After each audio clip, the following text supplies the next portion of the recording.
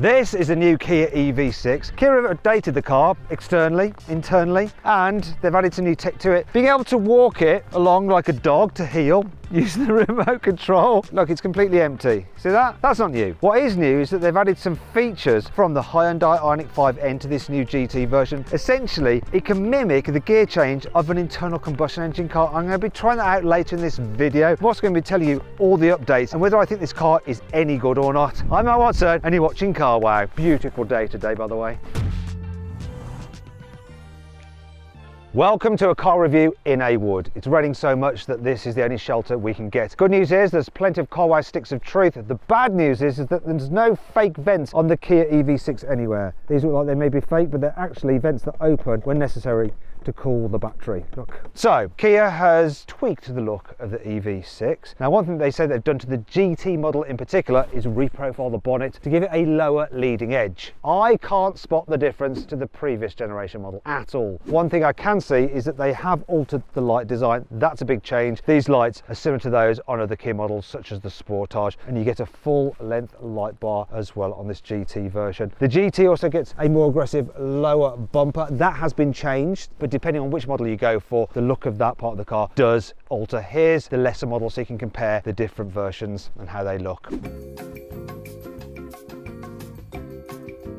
Okay, moving down the side, the only updates as part of this refresh are new alloy wheel designs, and the GT model, you can probably see it's got like luminous brake calipers. As side profile, same as before. I think it's really good from the side profile. I actually like the front of it, and I also like the rear. It's an attractive car, the EV6. I prefer the look of it than the Hyundai Ioniq 5. As before, you've got a full length light bar at the rear as well. Let me show you the lights turned on. Nice, huh? Anyway, the only changes over the previous car, once again, redesigned lower bumper, plus it's different depending on which model of the EV6 you go for.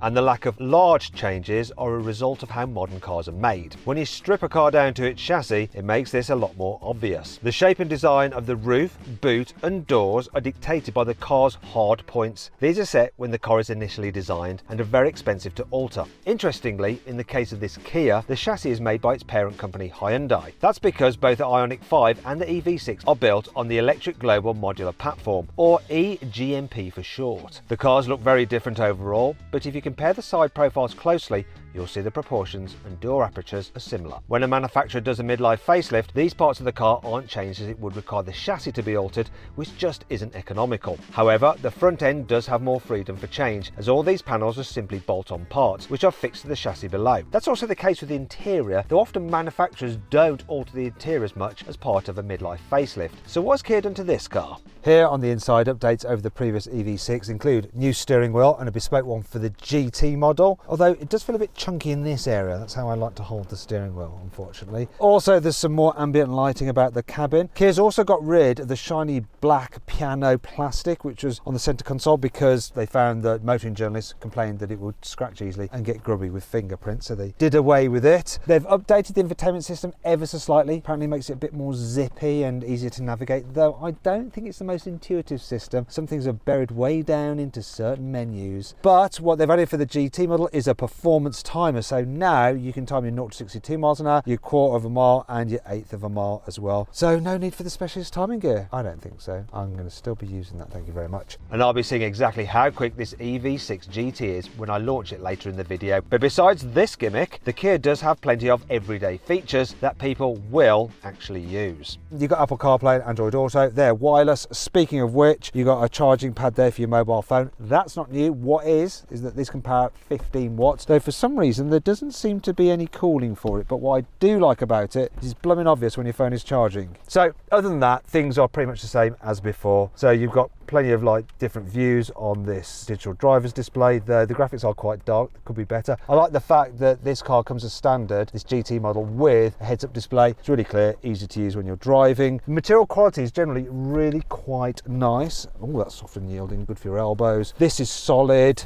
and overall the design, the feel is good. Plus Oh, that's nicely damped, so it feels expensive. Now, as you go a bit lower down, things do get a bit scratchy, though that's no different than in many of this car's competitors. Some other things to note that I really like is that you don't have to operate the climate control through the screen because you can do it through here. Yes, this is a touch-sensitive button for the fan speed, but you've got a physical knob for the temperature, and you can press that button there if you want to toggle to things like your home screen, your map and stuff like that, but I generally leave it on that setting. That's a brilliant solution. So too is the fact that then you've got your seat heating and cooling there as well, and your heated steering wheel, all nice and neat. There's your on button there, and then there's this new button there which I'll tell you more about later on, and then this is your drive select. I quite like a dial like that for drive select rather than like a lever, though overall I do prefer to have drive select on the steering wheel, because why not just have it there? Speaking of which, you've got electric operation for the adjustment, which is good, and unlike in a Tesla, it's not buried in the screen, it's on the steering column where it should be. Plus there's plenty of adjustment in the driving seat, so that you can get quite low in it for that sporty driving experience, and then jack it quite far up if you're a short person, or my mother actually sits kind of like this. She drove this car and she was like that. I couldn't get in it after she'd been in it. It was like this. I don't know how she does it. At least these seats are comfortable, and then you in the GT version, so bucket seats as before, but a different design. They're quite firm, but fair. In terms of storage, it's pretty good. So you've got two cup holders there, look, but they're a little bit loose for these kind of bottles, can you see? And I wish they were covered so that you don't see them when they're not in use. Look, you've got this other divider there that you can move if you want to fit something bigger in there, such as, look, can we do this? Come on. Yeah, you can. And then underneath here, you've got a decent amount of storage as well. Then there's more storage underneath there. You've got USB charging point there. There's a 12-volt socket. Then you've got some USBs there. So there's two there. And this one here, you can toggle between whether you want it to connect to your phone for your Apple CarPlay or Android Auto if you don't want to do wireless, or you can just have it for charging. You've got big door bins, which are lined with felt, so things don't rattle about in there. You have a big glove box as well. Look, the manual has a special storage area within there. Look, it's the press pack. I'll just get that out of the way. I quite like the way it's in this suede-ette folder, but look, that's a decent size, that is, isn't it? And another feature I noticed that I really like, massive vanity mirrors, absolutely massive. Look at the size of that thing there. You know, this is such a simple solution, and I don't know why other manufacturers don't do it. So you have the light there that you turn off and on with your finger, and you can't accidentally leave it on, because when you shut that, it automatically hits the switch and turns it off. So that's really clever. And one last thing to know about this GT version is that, look, you have sporty aluminium pedals. Lovely. Sometimes I like to go for a romantic walk through the woods with my car, and this is a good opportunity to talk about pricing. So the EV6 range starts from just over £39,000. Now, it's a bit more expensive than the previous car. However, in the case of the GT, it's less expensive. It used to be over £62,000, and now it starts from just under £60,000, which is not bad considering it's got a bigger battery and more power than before. Very odd to actually have that happen with a new car, for it to be cheaper than the outgoing model, but there we go. Here in the back of the Kia EV6, there is absolutely loads of knee room. Headroom's pretty decent as well, and I can make it even better by just pulling on this lever here and reclining the seat backs. I'll do this one as well. Oh, there we go. Then that makes it way more comfortable. It's a bit unfortunate that the front seats are quite low, so if the driver likes to have their seat in its lowest position, you can't really slide your feet underneath it. And interestingly, for this GT version, they've angled this seat base slightly upwards like that for better under thigh support. They haven't done it on the normal EV6. Why not? Because it really does improve comfort. Another thing that's different on the GT model is this here. Look, you've got the USB-Cs there, whereas they're actually built into the seat backs on the normal car. The reason you don't have it on this one is because you've got these sporty buckets. Obviously, being the GT, you get the luminous flashes here in the back as well as in the front. And other things that you need to know are, look, you have some exposed cup holders, but no, you've also got a storage area as well if you don't want to use it as a cup holder. And there is through loading, though the hatch is quite small. What is better is this. The ISOFIX anchor points, they're so easy to get to. So this is the perfect solution. I don't know why more manufacturers don't do it like this. There's no need for covers to remove, and because you've got this gap, it's just dead easy to locate the metal bar for the baby seat. In fact, fitting a child seat in this car is super easy, even a bulky rear-facing seat. There's even enough room to have two baby seats in this car, and you can just about squeeze an adult between them. But what's it like for carrying 3 adults in the back? Right, let's just try it. So Lewis, if you wouldn't mind just jumping in, and Jack, here we go. Shut the doors. See how we're doing. I'm comfy in the middle because it's a completely flat floor, so plenty of foot space. This middle seat is quite comfy, headroom's good, but shoulder room, a little bit on the tight side. You're not all that comfy, actually. I don't want to touch him. That's what you're thinking. Right, okay, if you wouldn't mind jumping out. So there is one last thing I do want to show you. Actually, a couple of things. It's a storage, so door bins where, ooh, let me get the big bottle. You can just about squeeze a large bottle in here. Oh, but a couple of things that are a little bit annoying on these sporty seats. There's no folders here on the seat backs, and why have we got scratchy materials here? It's squidgy in the front, but cheap feeling back here. That's not great for a car of this price, I don't think. Still, look at this. We do have rear windows that go all the way down. Goodbye, Leaf.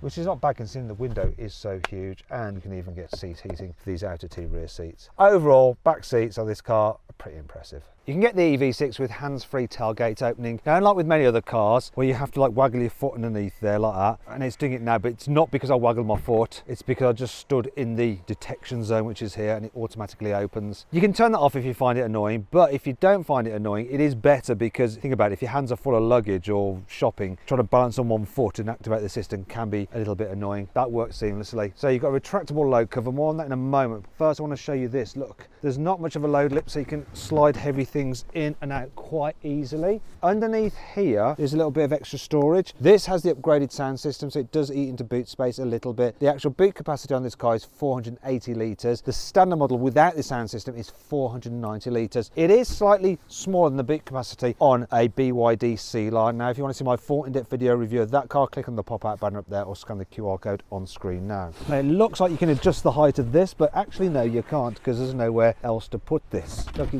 won't go on to another level. Anyway, this is not so odd or annoying. Look, I remove that, then I can remove this, and then do it the right way around, otherwise it won't work. That will fit, bear with me, in there, like that. Just put that back in, and hopefully that snapping sound was just the clip and not a bit of plastic breaking. It might have been some plastic breaking. Yes, yes it was. I've left the clip behind. Sorry, Kia.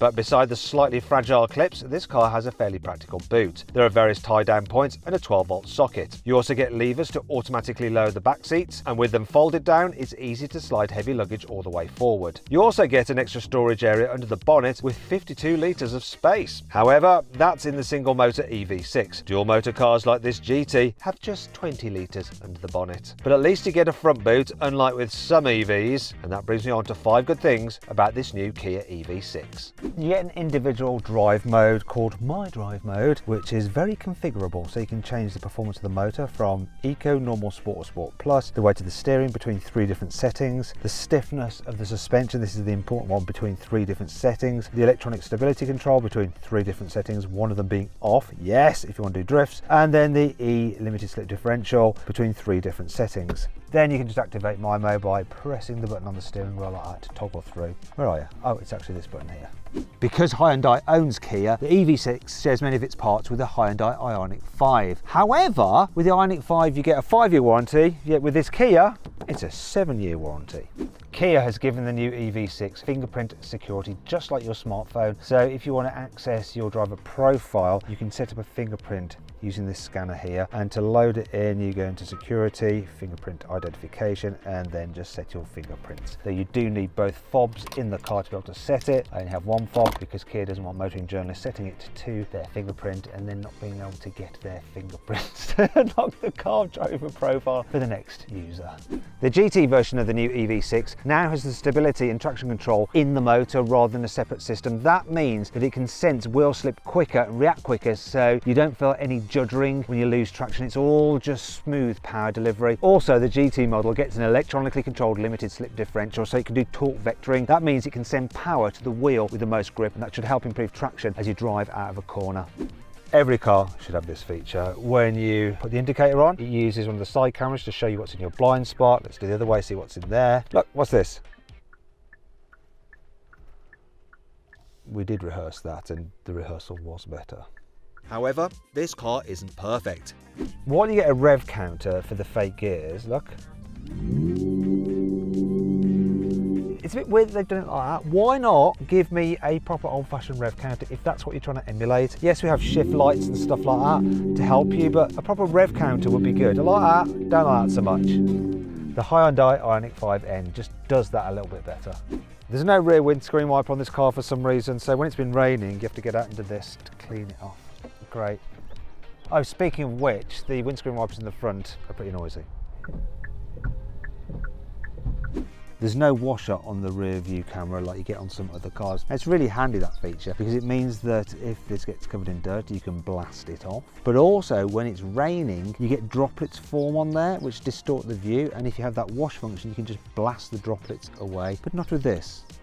Yeah, see what I mean? While poppy outy door handles are good for aerodynamics and aesthetics, they can sometimes be awkward to use, and these Kias are, look, because you sort of like hold it like you're shaking hands with someone. It just doesn't feel as natural as opening a handle like that. Why complicate things? Thankfully, Kia hasn't complicated the choice of motors and batteries. Entry-level cars have a 63 kilowatt-hour battery and a 170 horsepower electric motor. These have the shortest claimed range of 265 miles. Mid-range cars get an 84 kilowatt-hour battery and a more powerful 228 horsepower motor. Kia claims this model can do 361 miles on a full charge. There's also a four-wheel drive dual motor version of the car with 324 horsepower that can do 339 miles on a full charge. And finally, there's this GT. It can only manage 279 miles on a charge, but that's because it has 650 horsepower, making it capable, according to Kia, of doing 0 to 60 miles an hour in just 3.5 seconds. But in this Kia, that 0 to 60 mile an hour sprint isn't as simple as in most cars, because the different driving modes impact not only the power output, but also how the car puts that power down to the ground. So I decided to test them all.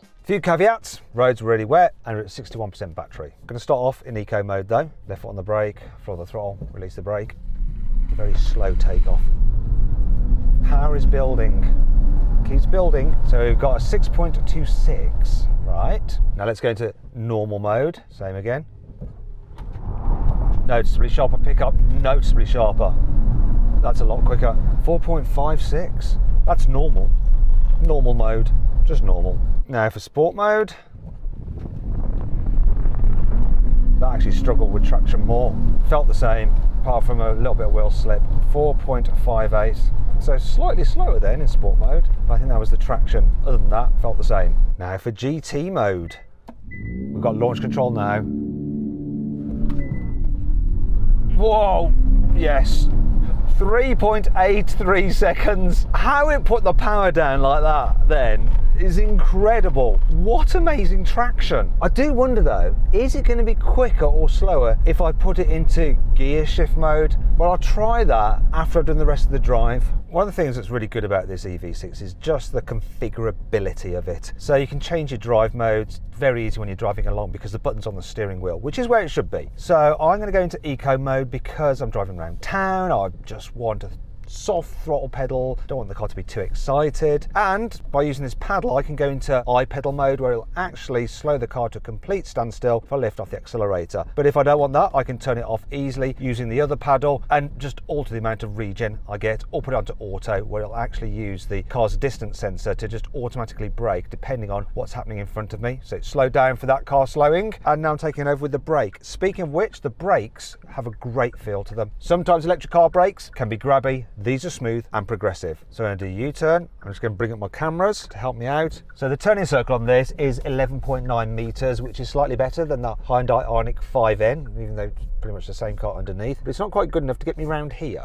Don't know why that is. Maybe I'd have made it round in a Tesla Model 3 Performance because that has a turning circle of 11.7 meters. And if you want to see my full in-depth video review of that car, click on the pop-out banner up there or scan the QR code on screen now. I mean, I've got a lot helping me here with this car, like the cameras here and the special blind spot camera there as well. But yeah, I didn't make it round. Do you know what? I don't actually need to be in eco mode. Even if I go into GT mode, the throttle pedal isn't too sensitive, it's quite intuitive, so I can crawl along quite easily without rocketing into the car in front. I mean, oh, the pickup is rapid, but actually it's surprisingly easy to control considering how much power you've got at your disposal. Tell you the truth, that is not the mode I like to drive around in this car. You see, what I like to do is use the fake gears because it just adds a dimension to this car. Whenever I have an automatic car and it's got pedals, I don't let the car go into full automatic. I always like to control it because I'm a control freak. And it's the same with this. I just love just changing gears. So I'd rather have these paddles doing what they're supposed to do rather than just changing regen effect. Don't care about that so much. This adds another dimension to driving this car. In fact, it's the missing dimension, I think, for electric cars. So let's talk about these gears a little bit more. I'm cruising along, I'm in 6th gear.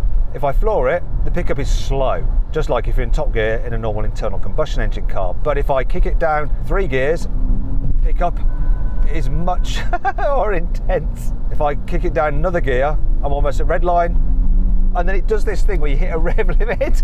It's almost like someone's turned off the lights because the power goes. I wish it would do this thing where it would actually go bap, bap, bap, bap, bap, and bounce off the limiter. Another thing I'd like is for the gear changes to be a bit more jerky, a little bit more intense. A bit like when you're driving a BMW M car and you've got it in Sport Plus mode. Because, whoa, bloody hell.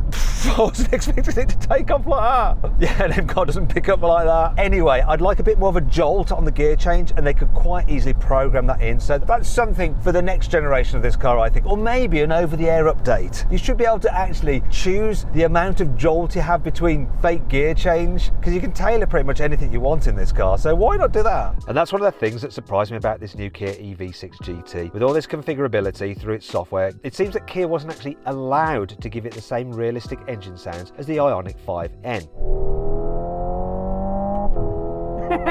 It's good, isn't it? To be honest, the engine sounds in the GT are pretty terrible. Although this was probably to make sure it doesn't step on the toes of its parent company's car. And it doesn't end there either. The Ioniq 5N has a fake 8-speed gearbox, whereas the Kia only gets 6 speeds. And this just feels like a missed opportunity. While you, the driver, can change every other parameter for the modes and how the car drives, you aren't able to tweak this aspect of the driving experience. For example, I would love for my Kia EV6 to have a 10-speed gearbox and pretend that I'm in the Fast and Furious, or maybe emulate the crazy 7-speed single-clutch transmission in a Lamborghini Aventador. Kia and Hyundai are perfectly able to do this because it's just software, but they've chosen not to. Why? Thankfully, one thing the car isn't wanting for is more power, especially not when you have it in the single-speed EV mode. Accelerating from 40, 3, 2, 1, go. In the wet, bloody heck. That's enough, that was like 70 like that. It's so quick. And when you're cruising at speed, it's fairly relaxing, it's quiet, it's reasonably comfortable, visibility is good. As for the range, we've got that bigger battery, remember, than before. So this one's averaging 2.6 miles per kilowatt hour, which isn't great. Now, a lot of this car's miles have been done on the motorway, coming from the car's launch in Scotland all the way down here to Oxfordshire. Plus, I've been driving it around quite aggressively, and I would imagine on the car's launch as well, it's been driven also aggressively by other motoring journalists. So that 2.6 miles per kilowatt hour multiplied out by the car's battery, you're looking at a real world range of 220 miles when it's supposed to do 280. But I think it will get quite close to that if you drive it sedately. And to be fair, if you're in a performance like internal combustion engine car, if you thrash them, you get poor economy, so it's fair enough. It's just with the petrol car, you're not worrying about where you're going to fill up. Right, I'm going to go back into gear shift mode. I'm actually going to come out of GT mode because the suspension's a little bit too jiggly, and I'm going to go into my mode, my drive, there we go. So I like to have power maximum, steering mid, and suspension softest. It just seems to deal with bumps a little bit better, though it can then get a bit floaty and a bit more leany in the bends. Whoa, grip is good, traction's amazing, brakes confidence inspiring, suspension doing a decent job because this bit is pretty bumpy. I am struggling to hear the noise of when I should be changing gear. That's a bit of a shame because I do like the overall process of it. Oh, wait there a second, going into that turn there, I could notice the car's weight. Another thing I'm feeling, or not feeling actually, is the steering. While it's accurate, like points the car where you think it should go, you're not really getting much feel through it. It all just feels a bit rubbery, and that's a shame because for a performance car, the steering feel is really quite important, especially if you're like me and a motoring journalist. But it's capable, this car. It's a bit paranoid as well at the same time. I mean, I can turn that safety system off, but yeah, it's always best to have it on just in case. So do you know what? On paper, this car's got it all going on. We've got power, we've got tech, we've got gear shifts. This should be amazing, but there's just something lacking. And do you know what it reminds me of in a way? It's like when you got a date with someone, the first date, you meet them, they're beautiful, they're clever, they're good fun, they seem kind. On paper, everything just is tick, tick, tick, tick, tick. And then you kiss them. And it's a little bit like kissing your sister. There's like nothing there. I haven't kissed my sister, by the way. That's what this car's like. It should be amazing, it should be thrilling me, and in some ways it does, but as a performance car, I'm just thinking, it's not quite there. A Tesla Model 3 Performance is actually more fun to drive quickly on a twisty road, and better than both of them, a BMW M340i. Similar size, similar money, just more fun. you want to see my full in-depth video review of that car, click on the pop-out button up there, scan the QR code on screen now. Do you know what though? This wouldn't be the Kia EV6 I'd have. Just get the normal one, save yourself some money, and then maybe get yourself, I don't know, second-hand Mazda MX-5 or second-hand VW Golf R as your fun car. Neither of those cars have quite as much performance as this Kia though, which brings me back to my promise from earlier in the video. I need to test the 0 to 60 mile an hour time again, but in the mode with the gears to see how this will affect its performance. For reference, in the normal GT mode, I managed 0 to 60 miles an hour in 3.8 seconds. There's no launch control with this, but here we go.